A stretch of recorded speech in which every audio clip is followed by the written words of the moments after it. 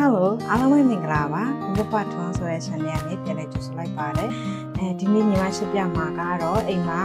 နွားနို့လေးလည်းရှိနေဆိုတော့နွားနို့နဲ့ခရမ်းချင်လေးချက်ပဲပေါ့နော်စုကာညိုလေးတစ်ခွက်ကြော်ပါမယ်ဒါဆိုရင်လည်းဒီနေ့စားလို့ငြိမ်လာရရှင်ဒါလေးတွေကတော့ညီမပြင်ဆင်ထားတာပေါ့နော်ခရမ်းချင်လေးသုံးမယ်ကျွတ်သွန်လေးသုံးမယ်ကျွတ်သွန်ဖြူရယ်နွားနို့ရယ်ပြီးတော့ဒါကတော့စုကာညွတ်ကြော်ဖို့အတွက်ပါရှင်ဒါဆိုညီမတို့ကျွတ်သွန်လေးတွေကိုပြီးထားပြလိုက်ပါမယ်ရှင်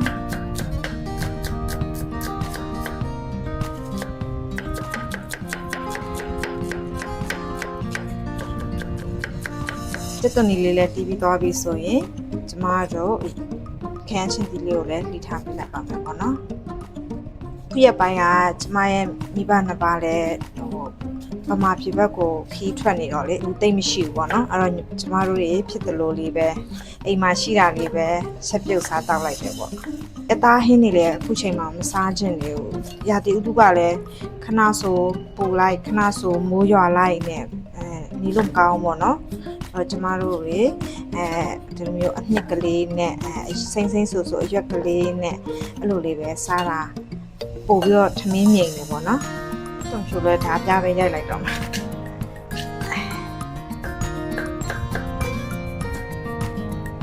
အမှန်တိုင်းပြောရရင်ဒီနွားနို့ချက်ကလေတိတ်ပြီးတော့မချက်ဘူးပေါ့နော်ဒါပေမဲ့စားချင်တဲ့ပုံစံလေးပေါ့နော်ကိုအကြိုက်ပုံစံလေးချက်ကြည့်မယ်ပေါ့နော်ညတုံးကျွတ်သွန်နေနဲ့ကျွတ်သွန်ဖြူကိုစီတက်ကြမယ်ပေါ့နော်တော့ညီမတို့စီလေးထည့်ပြီးတော့စီပူလာတဲ့ဒီကနေ့စောင့်လိုက်ပါမယ်ရှင်စီပူလာပြီဆိုရင်ကျမတို့စနေမုံလေးထည့်လိုက်ပါမယ်ကျွတ်သွန်လေးရစက်လိုက်ပေါ့နော်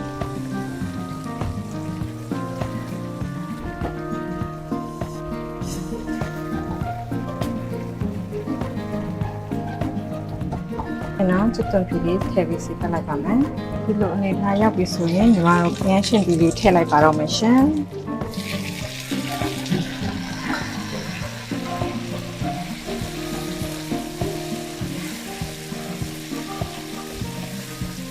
ဒီမှာအိမ်တော်စကြတော့ပေါ့နော်နှင်းနေပါတယ်တိတ်မချက်တတ်ဘူးအဲ့လိုမျိုးအမေကခရမ်းရှင်လေးချက်ပေါ့နော်ခရမ်းရှင်လေးချက်ခိုင်းနေလို့ဒီမှာ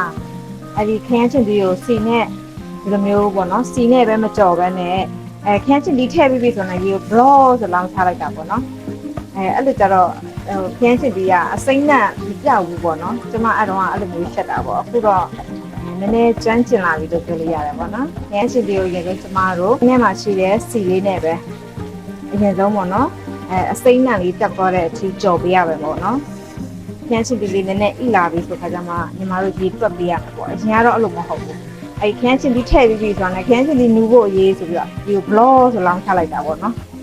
အဲ့လိုမျိုးလေးတွေလုပ်ခဲ့တယ်ပေါ့နော်ချိန်ဒီလည်းညီမကတခြားပေါ့နော်ဟင်းချက်တဲ့ block လေးတွေကြည့်ပြီးတော့တင်ယူနေတော့မှာပဲဘဒုစရာဟင်းချက်လေးတင်ယူခဲ့တယ်ဆိုတာမျိုးမရှိပါဘူးကျွန်တော်ဟင်းလေးတွေရှိရင်ပေါ့နော်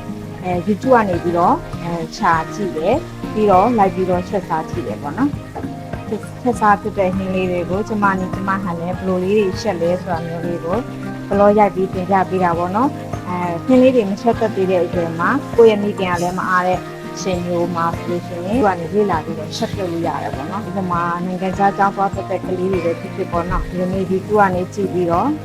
ပြင်လို့ရပါတယ်ရှင်။မရဲ့ဗီဒီယိုတွေမှမဟုတ်ဘူးတခြား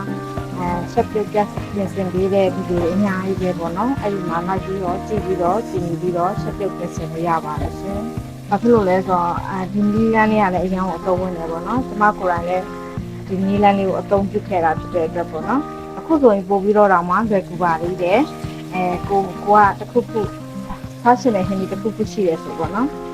AI ကိုမေးလိုက် AI ကလည်းအတိအကျကိုဖြည့်ပေးနိုင်တယ်ပေါ့နော်ဒီပညာရေးတိုးတက်လာတဲ့အများအင်ချမဘွားတွေလည်းအရင်ကမှလွယ်ကူလာပြီပေါ့နော်တခုခုမသိရလည်းရှိတာဆို AI ကိုမေးလို့ရတယ်တခုခုပေါ့နော်ဘယ်စားစာနဲ့ဘယ်စားစာလေးမတည့်ဘူးထင်တယ်မတည့်ဘူးလားတဲ့လားစဉ်းစားနေစရာစာအုပ်ချဖတ်နေစရာမလိုတော့ဘူးပေါ့AI ကိုမေးလိုက်သူကဖြေပေးနိုင်တယ်ပေါ့နော်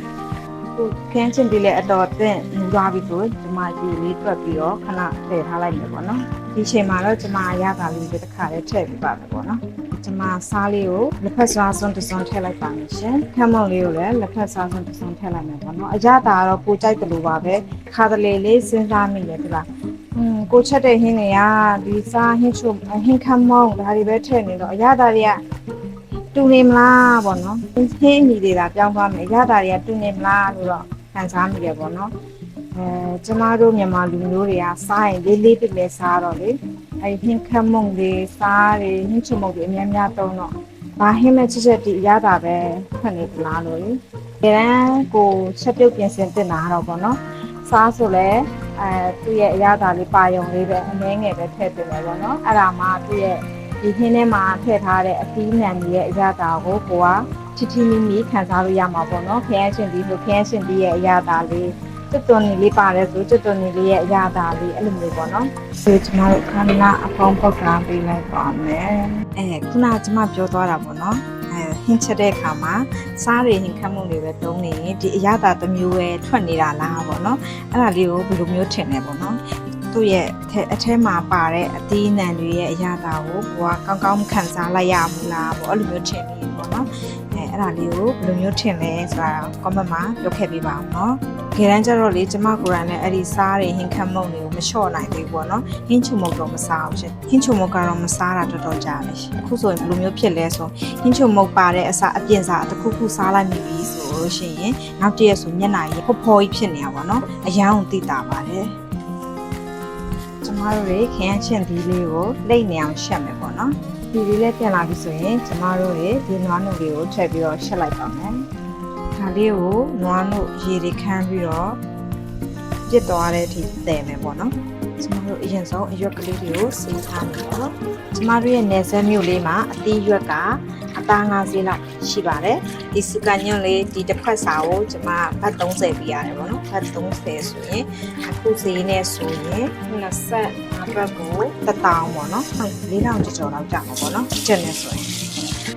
ရွက်ကလေးကိုညီမတို့ဒီကမှစထားလိုက်ပါမယ်။နွားနုချက်ကလေးကတော့ဒီလိုရှင်းနေဖြစ်နေပါပြီ။အခုနွားနုရဲ့ချက်ကလေးကစီတော့ပြန်လာပြီပေါ့နော်။ဒါပေမဲ့ကျမတို့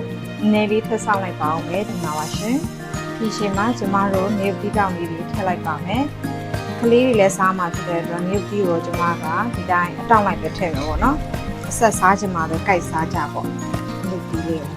နွားနုချက်ကလေးကနေပြီးစိမ့်နဲ့မှုမွေးလေးနွားနုနဲ့မှုမွေးလေးအရန်စားကောင်းပါလား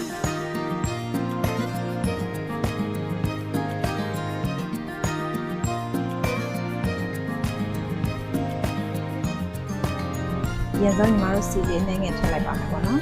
စီပူလာရင်တော့ညီမတို့တက်တက်ဖြိုးထားပြရိုက်ထားတာလေးထည့်ကျော်လိုက်ပါမယ်စီတက်လိုက်ပါမယ်စီတက်ထားတာလေးမွေးလာပြီဆိုရင်ညီမတို့အရွက်ကလေးထည့်လိုက်ပါမယ်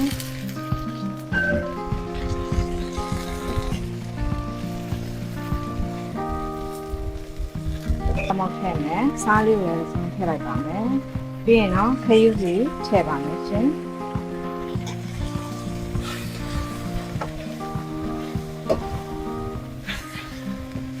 ပြီးရင်တော့ကျမတို့ရေဆက်လေးစားချင်တာဖြစ်တဲ့အတွက်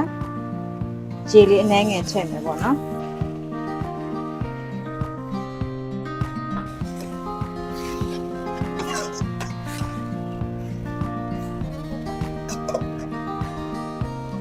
ခုလိုမျိုးကျမရဲ့ဗီဒီယိုလေးတွေကိုကြည့်ရှုပေးတဲ့သူတွေအားလုံးကိုကျေးဇူးများတင်ပါတယ်နော်နောက်ထပ်ဘယ်လိုမျိုးဗီဒီယိုလေးတွေတင်ပြပေးမလဲလိုက်ပြပေးမလဲဆိုတာအားလုံးစောင့်မျှော်ကြည့်ရှုပေးလို့ရပါတယ်ရှင်အားလုံးကိုကျေးဇူးများတင်ပါတယ်နော်